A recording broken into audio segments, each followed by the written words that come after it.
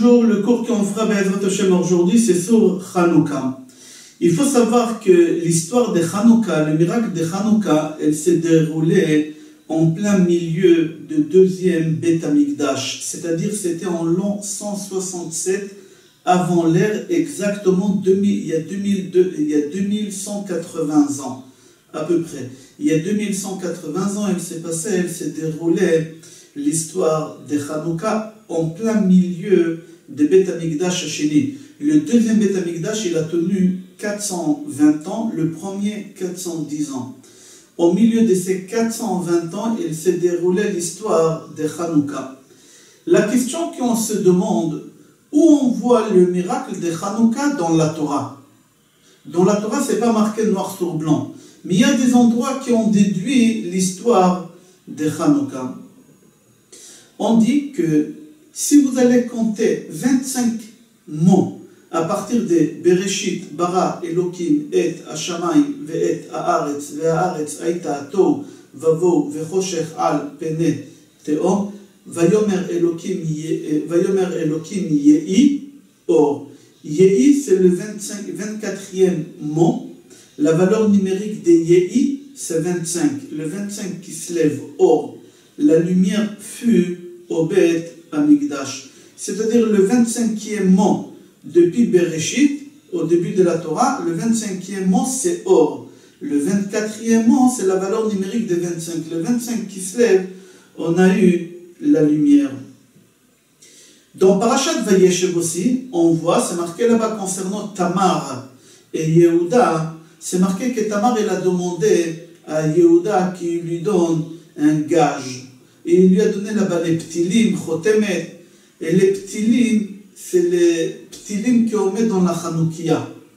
Deuxième endroit dans la même paracha, au moment que Yehuda il a entendu que Tamar elle est enceinte, et il a cru qu'elle a fait quelque chose de pas bien, alors il y a un tribunal qui a jugé Tamar. Au tribunal, il y a les 12 tribus qui étaient là-bas. Il y en a qui disent que c'était son père aussi, Shem, Yitzhak et Yaakov, ils l'ont jugé. Et ils ont décidé qu'il faut la brûler. Et dans la paracha, c'est marqué Otsioua vesirfoua bachutz. Faites-la sortir à l'extérieur et faites-la brûler. C'est exactement la même chose qu'on doit faire avec la Hanoukia pendant Hanouka. On doit la faire sortir à l'extérieur et l'allumer à l'extérieur. Troisième endroit, dans la paracha d'avant, dans Parashat Vayigash, c'est marqué là-bas, au moment que Yosef voit ses frères pour la première fois, il leur dit Aïm yesh lachem av o ach. Est-ce que vous avez un père? Père c'est Aleph Bet. Ou ach, o un frère. Aleph chet. Alors on dit qu'il leur a posé la question, vous allumez la menorah, la Hanoukia, d'après Bet Hillel, av, Aleph Bet, Gimel, Dalet, le premier jour 1, le deuxième jour 2, le troisième jour 3, etc. O Ach. Ach, c'est Chet, c'est 8, 7, 6, 5, 4, 3, 2, 1. Est-ce que vous faites comme Bet Shammai, que vous commencez par 8 et vous descendez tous les jours, ou vous faites comme Bet Hillel, Av, vous montez au 1. Comme ça, on voit dans la paracha, et eux, les frères répondent à Yosef, Yesh lanu Av. Nous on fait comme Av. Qui c'est Av? Aleph, Bet, Gimel, Dalet, on monte. C'est comme Beth Hillel nous on fait, c'est exactement ce qu'on fait aujourd'hui comme Beth Hillel. On va essayer de comprendre ensemble qu'est-ce qui veut signifier le mot Hanouka. Hanouka, en hébreu, il a deux significations. Hanouka, c'est inauguration, inaugurer, Hanouka Tabayit. Au moment qu'on achète ou qu'on loue une nouvelle maison, on doit inaugurer la maison, Hanouka Tabayit. Ou Hanouka, la chambre Chinoch, la racine de Hanouka, c'est éducation. C'est-à-dire, pendant la fête de Hanouka, on a eu deux choses. On a inauguré une maison et on a éduqué quelqu'un.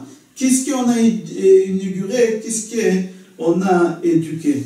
Tout d'abord, on a inauguré le Beth Amikdash. Parce que les Grecs, ils ont rentré au Beth Amikdash, ils ont tout cassé là-bas, ils ont tout rendu impur, et au moment que les Béné Israël, ils ont gagné la guerre, ils ont purifié le Beth Amikdash, ils ont fait des travaux, ils ont agrandi le Beth Amikdash. Le Beth Amikdash, à cette époque, il était magnifique. Alors ils ont fait une inauguration, ils ont inauguré le Beth Amikdash. Et il y a éducation. Quelle éducation? Au moment que les Grecs ils ont réussi à convertir plus des 3/4 des Juifs à leur religion, et après les Juifs ils ont gagné la guerre, il fallait enseigner à tous les Juifs la Torah. Si les Hashmonaïm ils n'étaient pas là, la Torah elle aurait été oubliée d'Israël.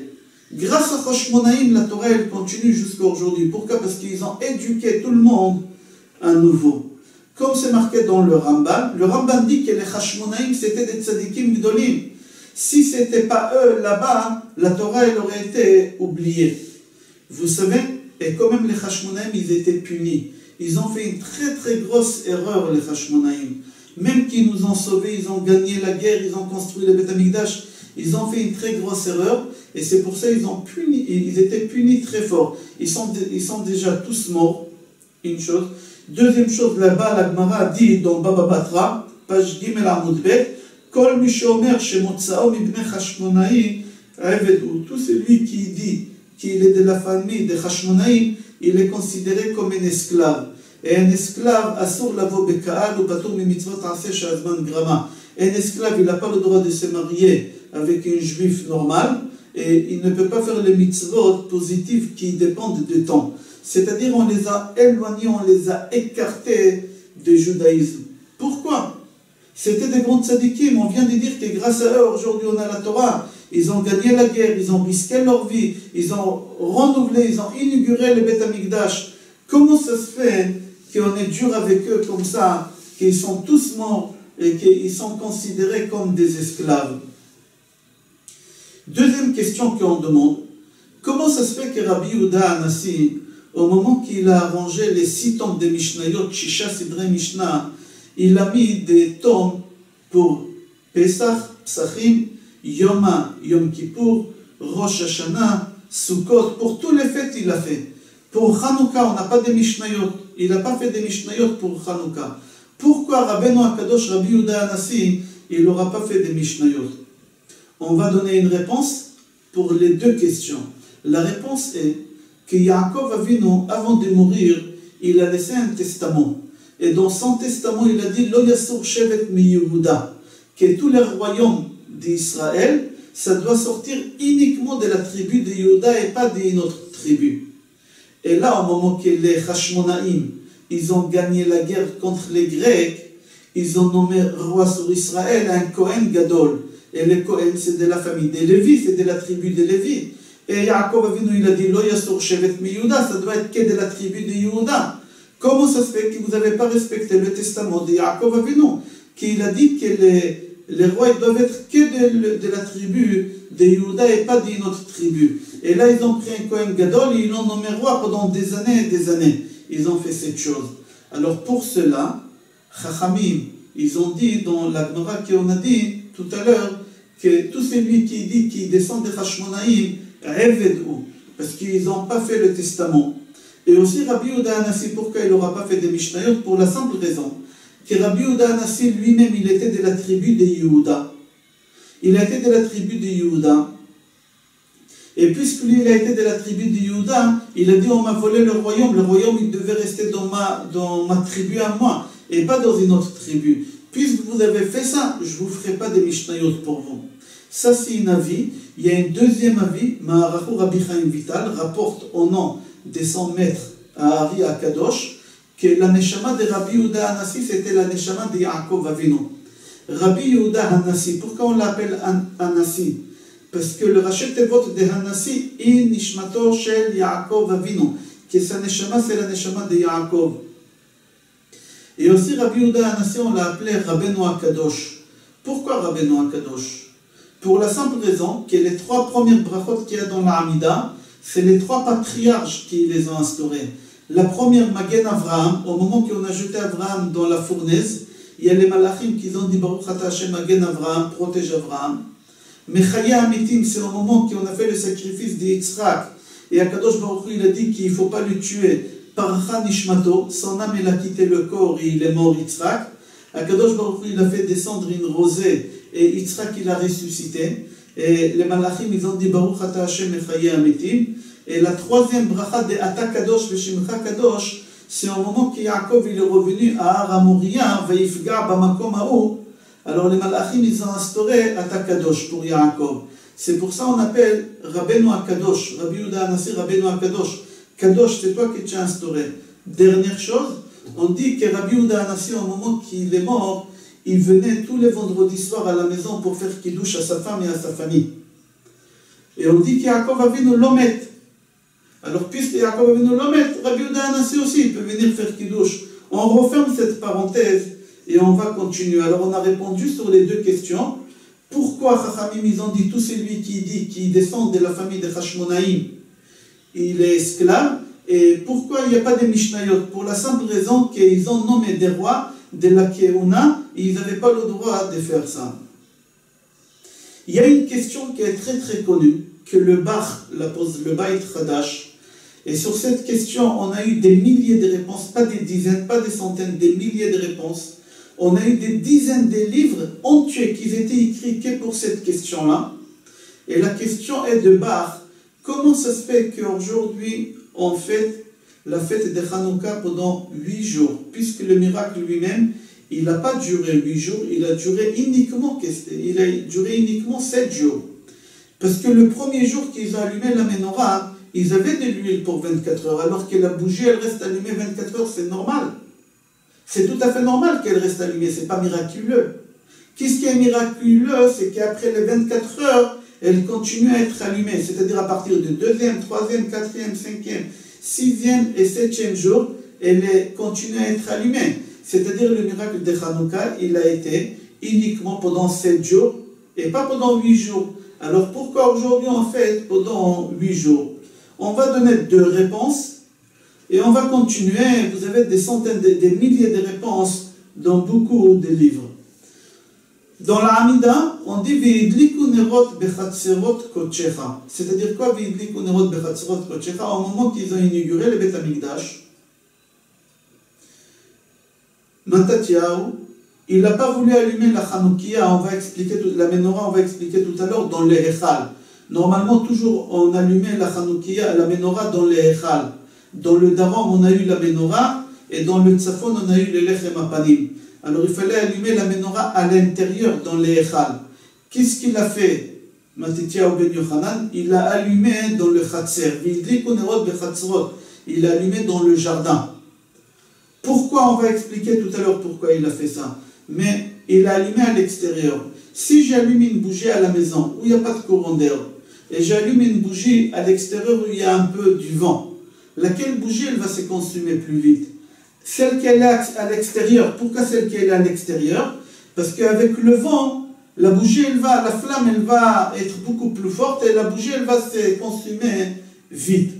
Alors, Vidlik ou Nerot Bechatzrot Kochecha, ils ont allumé la menorah à l'extérieur et quand même la bougie, elle est restée allumée pendant 24 heures et pas moins que 24 heures, que normalement, d'après la nature, elle doit rester allumée moins que 24 heures avec le vent. Mais Akadosh Baruch Hu, il a fait en sorte que même le premier jour, ils ont eu un miracle, qu'elle restait 24 heures et pas moins que 24 heures. Deuxième réponse, au moment que les Hashmonaïm, ils ont vu qu'ils ont une fiole pour 24 heures, ils ont dit le temps de fabriquer de l'huile, il faut 8 jours, alors il faut mieux allumer tous les jours 3 heures, 3 heures. Alors ils ont divisé les 24 heures en 8e, et ça leur a fait 3 heures tous les jours. C'est-à-dire, dès le premier jour, il fallait allumer 3 heures. Et au moment qu'ils ont allumé le premier jour 3 heures, il est resté 24 heures. Le deuxième jour, 24 heures pendant 8 jours. Alors, c'est-à-dire, même le premier jour, ils ont eu le miracle. On continue. Dans Parashat Vayeshev, c'est marqué que tous les psukim là-bas, ils commencent par la lettre Vav. Prenez Parashat Vayeshev, vous allez voir là-bas que tous les psukim, ils commencent par la lettre Vav. Mis à part 8 psukim. Pourquoi? Il faut savoir que toujours Parashat Vayeshev, on la lit veille Shabbat, veille de Hanouka. C'est pour nous dire qu'est-ce qui va se passer dans la semaine. Toujours il y a des sous-entendus dans la paracha pour la chose qu'elle va se passer dans la semaine. Pour nous dire qu'il va y avoir 8 jours de la fête de Hanouka qui vont commencer cette semaine. Il y a un livre dans le Tanakh, que tous les livres entiers, tous les psukim, ils commencent par la lettre Vav, mis à part 8 psukim, comme dans notre paracha. c'est Sefer Ruth, le livre des Ruth qu'on lit à Shavuot. Tous les livres, les psukim, ils commencent par Vav, mis à part 8. Est-ce qu'il y a un lien entre notre paracha, Vayeshev, et Ruth? Oui, il y a un lien. Dans notre paracha, Yehuda et Tamar, ils ramènent au monde la neshama des Peretz. Des Peretz, 4 générations après, il y a Boaz qui sort, que de lui le Mashiach sort. C'est-à-dire le Mashiach, il est né dans notre paracha. Le Mashiach, il est né dans la paracha de Hanouka. Et il continue à avoir la descendance en ligne directe jusqu'à Ruth, qu'elle s'est convertie au judaïsme, qu'elle s'est mariée avec Boaz, qui est le descendant de Peretz de notre paracha. Et on aura, Be'ezrat Hashem, la construction du 3e Beth Amikdash. Là, on a eu la destruction du 2e Beth Amikdash, et là-bas, on aura la construction du 3e Beth Amikdash, Bekarov, Mamash, Be'ezrat Hashem. On aura la délivrance finale, Be'ezrat Hashem. Dans la prière de Alanissim qu'on dit dans la Hamida, on dit B'imé Matityahu ben Yochanan Kohen Gadol. B'imé, à l'époque de Matityahu, le fils de Yochanan, le grand prêtre. Regardez la prière qu'on fait à Purim, c'est marqué là-bas B'imé Mordechai et Esther, B'Shushan Abira. À l'époque de Mordechai et Esther, c'est pas marqué le nom de leur papa. Pourquoi à Hanouka on marque le nom de papa et à Purim on ne marque pas le nom de papa? On dit parce que Yochanan, le papa de Matityahu, il a fait la Keuna Gdola pendant 80 ans. Vous savez, c'est lui qui était Kohen Gadol, il rentrait au Kodesh HaKodashim, au sein des saints le jour des Kippour. Personne n'avait le droit de rentrer, même pas un ange, même pas un séraph avait le droit de rentrer là-bas. Que le Kohen Gadol. Et là-bas, Kadosh Baruch Hu demande au Kohen Gadol, Barecheni béni, bénis-moi mon fils. Et là-bas, le Kohen Gadol, il bénit à Kadosh Baruch Hu, Shikadmu rachamecha al ka'asecha, ve'egulu rachamecha al midotecha, ve'titneg imanu b'midat ha'chesed ve'arachamim, il bénit à Kadosh Baruch Hu. Un Kohen Gadol qui rentrait une seule fois au Kodesh HaKodashim, il sortait, il avait le niveau d'un ange. C'est lui qui rentrait 2 fois, on n'en parle pas. Yochanan, Kohen Gadol, il est rentré 80 fois au Kodesh HaKodashim. Et à la fin de sa vie, il a quitté la religion et il est devenu tzdoki. C'est quoi tzdoki? C'est quelqu'un qui croit à la Torah écrite, mais pas à la Torah orale. Il croit à la Torah que Moshe Rabbeinu nous a donnée au Mont Sinaï, la Torah écrite, mais pas à la Torah orale, pas qu'est-ce que Chachamim disent. Maintenant, qu'est-ce qui se passe ici? On dit que toujours un enfant, il peut faire tikkun à son père dans ce monde bas. Un enfant, il peut faire une réparation par rapport aux erreurs que son père il a fait. Et Matityahu, il est venu faire réparation à son père Yochanan pour l'erreur qu'il a fait, qu'il est devenu tzdoki, qui faisait que la Torah orale et pas la Torah écrite. Alors c'est pour ça qu'on marque le nom de fils et le nom de père pour dire que le fils il a fait réparation au père par rapport aux erreurs qu'il a fait. Maintenant ça va nous répondre aussi pourquoi ils ont allumé la menorah à l'extérieur des Echal et pas dans le Echal. Pour la simple raison que Yochanan, le papa de Matitya, au moment qu'il a allumé la Ktoret, il a allumé à l'intérieur et pas à l'extérieur. Il fallait allumer le Ktoret à l'extérieur et rentrer avec elle quand elle est allumée. Alors, son fils, il est venu, il a fait une réparation, il a allumé la menorah à l'extérieur pour dire l'endroit où mon père il a fait l'erreur, l'endroit où mon père il a fait le péché, je répare l'erreur et le péché de mon père. Aussi, il a réparé autre chose, puisque son père il faisait qu'est-ce que Chachamim disait, et qu'est-ce que la Torah disait, pas Chachamim, lui aussi il s'est conduit dans la halakha d'après qu'est-ce qu'ils disent Chachamim. Qui a dit que l'huile, qu'elle était ouverte, qu'ils ont trouvé au Beth Amikdash, elle n'est pas cachère? D'après la Torah, c'est cachère. Un goy qui a touché de l'huile, l'huile est la cachère pour allumer la menorah. C'est Chachamim qui ont dit qu'elle n'est pas cachère. Et lui, il est parti comme Chachamim. Il a dit, mon père, il n'écoutait pas Chachamim. Moi, cette fois-ci, je vais faire comme Chachamim. Même qu'on peut ne pas faire comme Chachamim. Mais moi, pour sauver mon père, je ferai comme Chachamim. C'est pour ça, il a dit que les bougies et l'huile qu'un goy il a touché, elle n'est pas cachère à l'allumage.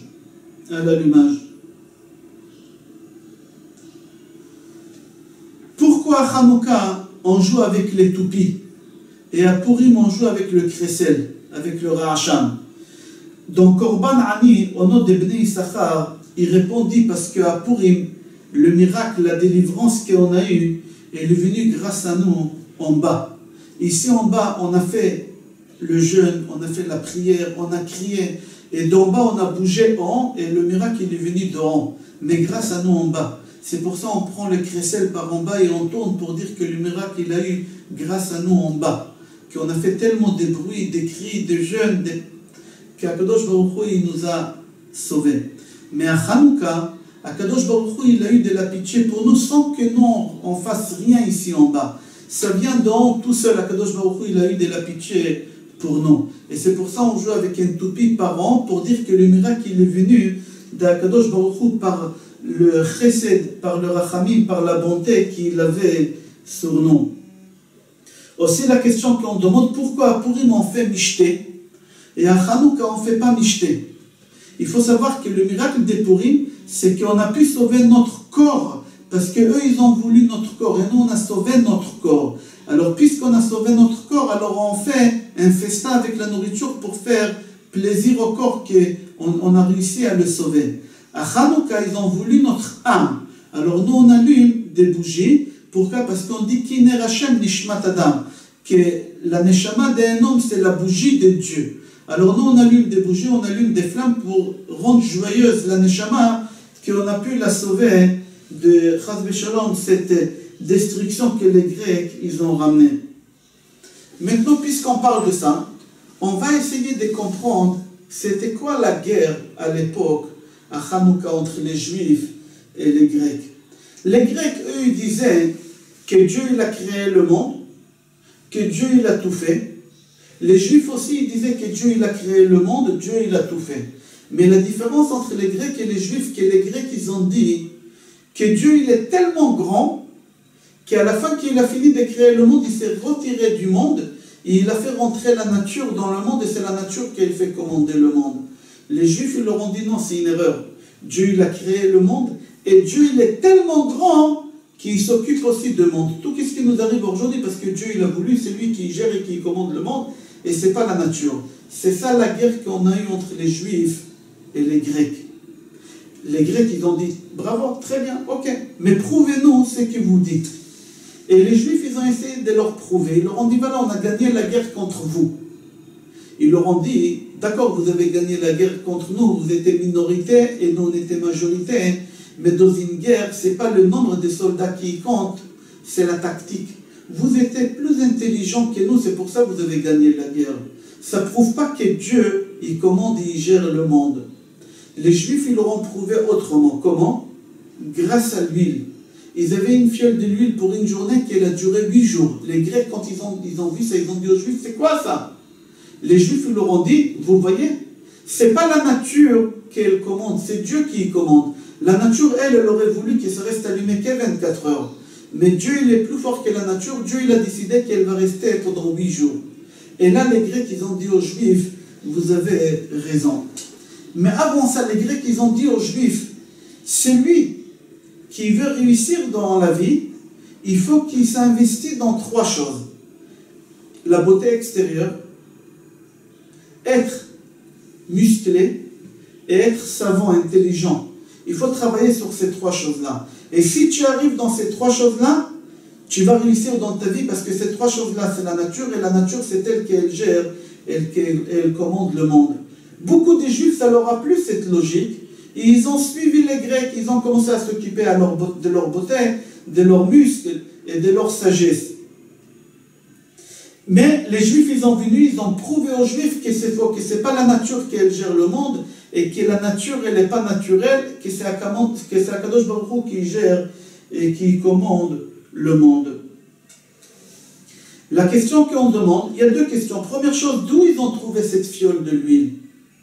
Deuxième question, pourquoi l'huile, elle a duré pour 8 jours et pas moins, pas plus? Pourquoi 8? C'est quoi ces chiffres 8? La première réponse, par rapport à la première question d'où cette huile est arrivée, il faut se rappeler qu'au moment que Yaakov il a quitté Lavan et il a traversé le fleuve pendant toute la nuit, il s'est rappelé qu'il a oublié des petits pots de l'autre côté. Et il a risqué sa vie, il est rentré en danger, il est retourné de l'autre côté pour ramener ses petits pots. Et au milieu qu'il est retourné, il y a un ange qui s'est bagarré avec lui pendant toute la nuit, et là-bas il lui a touché le nerf sciatique, etc. Pourquoi Yaakov il a risqué sa vie pour aller chercher des petits pots? Il était tellement riche, c'est quoi ces petits pots-là? Le Midrash dit que Yaakov Avinu, il était plus riche qu'Yitzhak, son père, et Abraham, son grand-père. Yaakov Avinu, il avait 30 000 chiens pour protéger ses troupeaux. Alors c'est quoi ces petits pots-là? Le Midrash dit que les petits pots que Yaakov il est parti ramener, c'est les petits pots. Un d'eux, c'est le pot qu'on a trouvé au Beth Amikdash pour la construction des Beth Amikdash et pour l'allumage des bougies de Hanouka. Un des pots, il est encore toujours caché pour la venue de Mashiach. Quand le Mashiach il va se dévoiler et on va le couronner comme roi, alors il faut mettre de l'huile. C'est cette huile-là. Avec ces pots-là, au moment que Shlomo HaMelech il a construit le Beth Amikdash et Moshe le Mishkan, on a badigeonné les ustensiles avec cette huile-là. Comme on a vu la même chose, Lot, quand il rentrait dans la grotte avec ses deux filles, ils ont cru que c'est la fin du monde, et il a trouvé une bouteille de vin. Et il a bu ce vin-là, il est devenu fou. Et il a fait ce qu'il a fait, et Ammon et Moab, ils sont venus au monde. Qui a mis cette bouteille du vin là-bas? Akadosh Baruch Hu, depuis les 6 jours de la création du monde, Mishechet Yemei Bereshit, il y a une bouteille du vin qui attend Lot dans cette grotte-là. Akadosh Baruch Hu, c'est lui qui gère, c'est lui qui commande, c'est lui qui tire les ficelles. Et nous, on croit que tout, Bemikre, c'est par hasard. En hébreu, Mikre, vous séparez les mots, ça fait Rak me Hashem, que de Dieu. Il n'y a pas d'hasard chez nous. Tout, c'est Hashem qui y fait. Alors, là, on comprend d'où il vient cette huile. La deuxième question, pourquoi 8 jours et pas 7 jours ou 6 jours? Pour la simple raison, pour aller chercher de l'huile, il fallait 7 jours. Aller-retour, il fallait 7 jours. Mais au milieu des 7 jours, toujours, il y a Shabbat. Et on n'a pas le droit de sortir Mitroum Shabbat, on n'a pas le droit de passer plus que 2000 pas d'une ville à l'autre, à la sortie de la ville. Alors ils étaient obligés de rester là-bas une journée de Shabbat. Total, ça fait 8 jours. Et c'est pour ça que Kadosh Baruch Hu, il a fait un miracle, que l'huile, il a duré pendant 8 jours le temps d'aller chercher. Il y a un avis qui dit que fabriquer de l'huile, il fallait 8 jours. Alors le temps de fabriquer l'huile, pas d'aller chercher l'huile, de fabriquer l'huile. On va revenir à notre sujet de Hanouka concernant les Grecs et les Romains.